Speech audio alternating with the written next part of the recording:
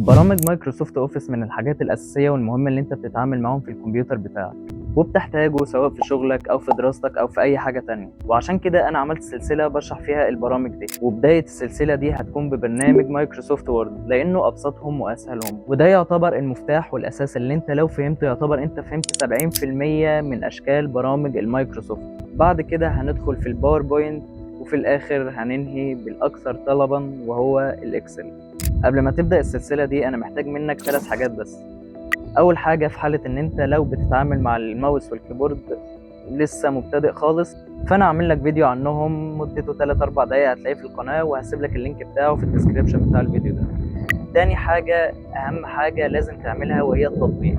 وأنت بتتفرج على الفيديو لازم تطبق جنبه علشان تستفيد أقصى استفادة، لأن أنت من غير تطبيق مش هتفهم أي حاجة، أنت عمال بتحشي معلومات في الفاضي. تالت حاجة بقى، هتلاقيني عامل لك ملف PDF فيه مفاهيم واختصارات هتوفر عليك وقت.